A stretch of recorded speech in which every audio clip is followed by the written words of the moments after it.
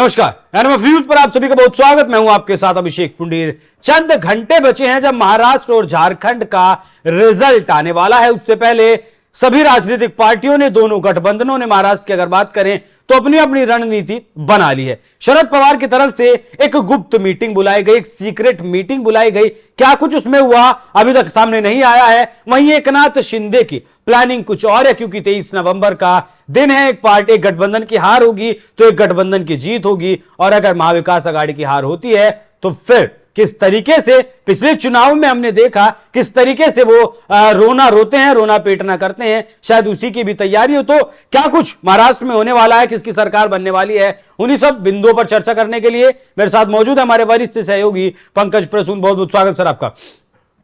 Sir, meetings पे मैं जाऊं उससे पहले बता दीजिए कि गठबंधन कौन सा जीत दर्ज कर रहा है महाराष्ट्र में, बहुमत किसे मिल रहा है? नहीं, क्लोज फाइट है और अलग अलग सर्वे एजेंसियां अलग अलग बता रही है, लेकिन सर सर्वे को तो छोड़ ही दीजिए। अधिकांश सर्वे एजेंसियां जो है वो महायुति को बढ़त बता। चलिए झारखंड का बता दीजिए। आपने एक एक विधानसभा झारखंड में आप जाकर जो है वहां लोगों से मिले हैं, बातचीत की है। झारखंड में क्या कुछ है? झारखंड में सभी 81 सीटों का मैंने आकलन किया है और 36 विधानसभा क्षेत्रों में मैं खुद पर्सनली गया हूं वहां पे, और बाकी लोग जो काम कर रहे थे वो अलग अलग विधानसभा क्षेत्रों में थे।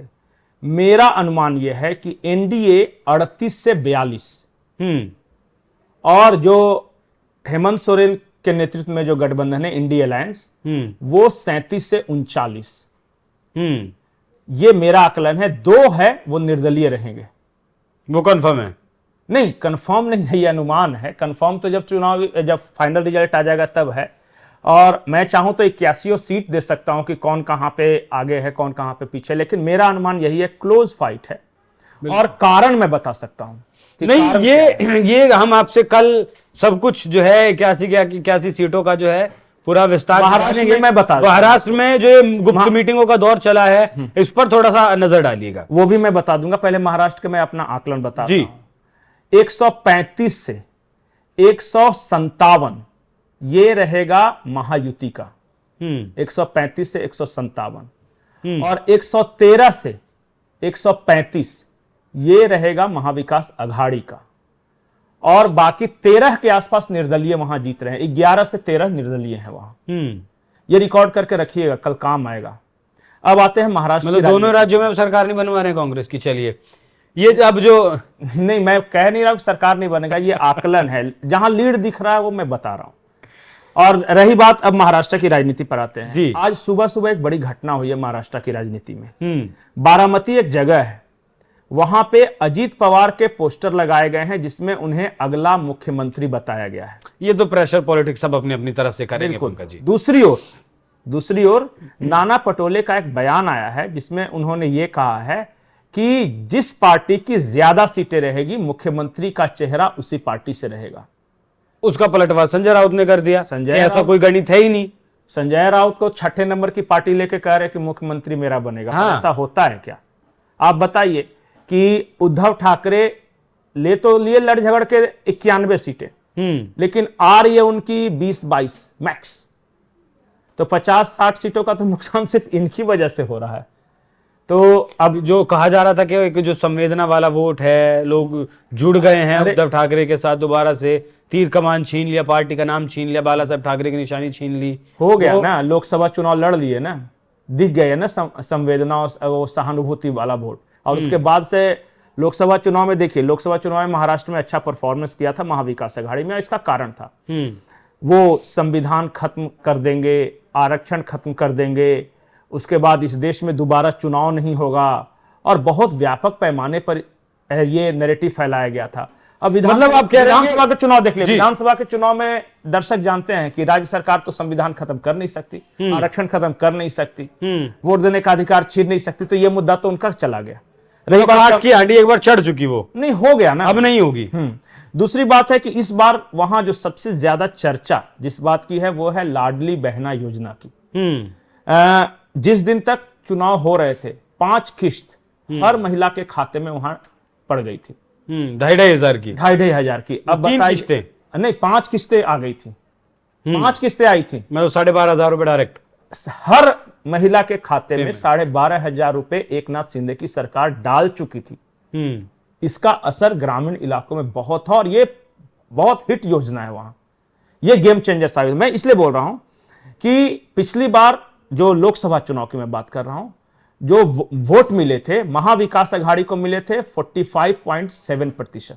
विधानसभा में, लोकसभा में 45.7%। ठीक है। और महायुति को मिले थे 45.1%। मतलब थोड़ा ही अंतर है, अंतर था 0.6% का। उसके बाद क्या हुआ वो नैरेटिव छोड़ दीजिए। उसके बाद 1.5 करोड़, जी हाँ 1.5 करोड़ महिलाओं के खाते में पैसे भेजेगा 12,500 रुपए। उनमें से मैं मान लेता हूं कि उन 1.5 करोड़ में से 50 लाख छोड़ दीजिए कि वो पैसे लेंगे भी और फिर भी वोट नहीं देंगे, लेकिन 1 करोड़ ये जो नया वोटर ऐड किया है वो 0.6% का अंतर को पाट रहा है। दूसरी बात जो लोकसभा और इस विधानसभा चुनाव में अंतर हुआ, ये हुआ कि लोकसभा चुनाव तक मोदी प्रधानमंत्री को बनाने का था। यहां एकनाथ शिंदे, मैं आज भी बोल रहा हूं कि वो डार्क हॉर्स है। नेशनल मीडिया में भले उनकी उतनी चर्चा नहीं होती है, वो मराठी में बात करते हैं, हो सकता है कि लैंग्वेज की वजह से उन्हें अंग्रेजी बोलनी शायद नहीं आती, बोल भी लेते होंगे तो मैंने नहीं देखा इंग्लिश में इंटरव्यू तो, लेकिन ये लैंग्वेज बैरियर की वजह से उनका कवरेज कम होता है। लेकिन वो आदमी का मैं रूटीन बताता हूं, वो 4 बजे सुबह उठता है और रात को 2 बजे तक वो चुनाव प्रचार कर रहा है, 2 बजे तक। और एक पत्रकार ने पूछा भी कि भाई उद्धव ठाकरे को सिंपैथी वगैरह मिलेगा, तो उन्होंने कहा कि उद्धव ठाकरे फेसबुक लाइव से प्रचार कर रहे हैं और मैं लोगों के बीच जा रहा हूं। वो घर बैठे हुए आज का राजनीति नहीं होती। और फिर वो जिन इलाकों में जा रहे हैं, खास करके कोंकण में हमेशा से शिवसेना का गढ़ रहा है।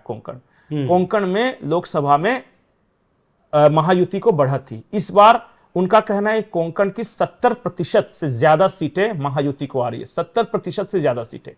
मुंबई, ठाणे, पुणे, इन सब इलाकों से अच्छा इन्हें फायदा मिल रहा है। मराठवाड़ा में लड़ाई है वो शरद पवार की वजह से लड़ाई है। विदर्भ में जो लड़ाई है वो कांग्रेस की वजह से। शरद पवार का क्या कुछ रहने वाला है इस चुनाव में? देखिए अजीत पवार, शरद पवार, देखिए अजीत पवार के बारे में मैंने बता दिया कि वो अब चुनाव के बाद कौन क्या करेगा मुझे नहीं पता, पर अभी तो वो यहां हैं। और शरद पवार के बारे में ये कहा जाता है कि बहुत पुराने चावल हैं वो महाराष्ट्र की राजनीति के। ऐसे समझ में नहीं आते। नहीं, वो जो कहते हैं वो करेंगे या नहीं करेंगे पता नहीं, लेकिन जो नहीं करते हैं वो डेफिनेटली करते हैं। जो नहीं कहते हैं, हाँ, जो नहीं कहते हैं वो। कई लोग तो ये कह रहे थे कि बिल्कुल समय पर अजीत पवार को भेजा महायुति में। हाँ, कहा तो जाता है ये भी, और हो सकता है कि कुछ सीटें लेके फिर वापस चले जाएं। ये अजीत पवार का मैंने एक इंटरव्यू भी सुना था, उसमें भी मैंने सुना था कि पहली बार जब वो बीजेपी के साथ गए थे तब जो है शरद चाचा नहीं कहा था। और हो सकता है कि ये कहा हो कि जाओ वहां पे सीट जो समझौता होगा, जितनी सीटें दे रहे हैं ले लो, और उसके बाद जीतोगे भी कुछ ना कुछ, फिर आ जाना। नहीं, कुछ भी हो सकता है। देखिए महाराष्ट्र की राजनीति बहुत पेचीदा राजनीति है। मैं तो कहता हूं कि इस देश की सबसे अस्थिर राजनीति अगर कोई है तो महाराष्ट्र की ही राजनीति है। लेकिन शरद पवार जो सीक्रेट मीटिंग कर रहे हैं उसके पीछे का कुछ लॉजिक समझा पाएंगे? नहीं, शरद पवार की जो आज की मीटिंग हुई वो जो आकलन था वो उसकी रिपोर्ट ली, और फिर मुख्यमंत्री को लेकर भी कुछ चर्चा हुई है इंटरनल। मुझे जहां तक जानकारी है, देखिए किसी को नहीं पता कि अंदर क्या हुआ है, लेकिन जो सूत्र बता रहे हैं उसी के अनुसार बता रहा हूं कि उद्धव ठाकरे को तो मुख्यमंत्री नहीं बनाने वाले हैं। उद्धव ठाकरे धमकी देंगे कि मैं चला जाऊंगा भाजपा के साथ, ये कर लूंगा वो कर लूंगा, लेकिन बीजेपी उद्धव ठाकरे को नहीं लेगी, क्योंकि वो जिस तरह वो खास करके स्वर्गीय बाला साहब ठाकरे के जितने विचार थे, उन्होंने जिस तरह उसका समझे कि मजाक उड़ाया है, मखौल उड़ाया है, औरंगजेब की तारीफ करके। अरे AIMIM के साथ चले गए वो, पता है कि नहीं? वो एक जगह AIMIM के साथ मिलकर गठबंधन में चुनाव थे। बताइए कहां बाला साहब ठाकरे या कहां AIMIM ओवैसी की पार्टी। इससे भी ज्यादा कोई डिफरेंस हो सकता है क्या विचारधारा के रूप में? लेकिन उसके साथ मिल गए। उद्धव ठाकरे का एकमात्र मकसद रह गया है मुख्यमंत्री बनना या अपने बेटे को बनाना, जो लोग समझ चुके हैं। उनका सपना महाराष्ट्र का सपना नहीं हो सकता ना। महाराष्ट्र का सपना कुछ और हो सकता है। उनके अपने मुद्दे हैं लोगों के। बिल्कुल। आप जनता के लिए क्या कीजिएगा ये बताओ। आप ये मत बताओ कि मैं अपने बेटे को कहां बैठाऊंगा और मैं खुद किस कुर्सी पे बैठूंगा। ये बात बता रहे हैं एकनाथ शिंदे बता रहे हैं कि मैं क्या करूंगा, मैंने क्या किया। उन्होंने बताया कि पता है ना 5 हॉर्स पावर तक जो मोटर से अगर कोई सिंचाई करता है किसान तो उसकी बिजली बिल माफ है। ये बाहर के लोगों को नहीं पता, किसान खुश है। पता है 6,000 रुपए अगर मोदी सरकार दे रहे हैं ना वहां किसानों को, तो बराबर पैसे 6,000 रुपए महाराष्ट्र की सरकार भी दे रही है, खाते में डाल रही है। 12,000 रुपए मिल रहे हैं महाराष्ट्र के किसानों को साल में 3 बार। तो ये सब जो अच्छा लोग देख रहे हैं, वो मैंने बताया कि कैसे, मतलब कि मैं देख रहा था एक जगह कि महाराष्ट्र के हर परिवार को इनके किसी ना किसी योजना के माध्यम से कुछ ना कुछ फायदा मिल रहा है। जैसे जिसको अगर मान लिया कि लाडली बहना का पैसा नहीं मिला तो उसको किसान वाला पैसा मिल गया, किसान वाला नहीं मिला तो यूथ वाला पैसा मिल गया, इसे करके तो हर परिवार को कम से कम 10,000, 12,000, 20,000 से मदद दी है इस सरकार ने। और उस पैसे का क्या किया वो अलग बात है, लेकिन मदद तो सबको मिली है। बिल्कुल, मदद सबकी की है। और शायद यही कारण है कि जो आपका आकलन है वो महायुति की तरफ ज्यादा जा रहा है। ज्यादा से ज्यादा आप 157 सीटों तक महाविकास पहुंचा रहे हैं। आघाड़ी में जो स्ट्रेंथ है मैं बताता हूं, वहां शरद पवार, कांग्रेस और शरद पवार, कांग्रेस और शरद पवार वीकनेस है उद्धव, और यहां strength Eknath Shinde BJP, weakness मुझे लग रहा है कि अजीत पवार साफ तौर पर।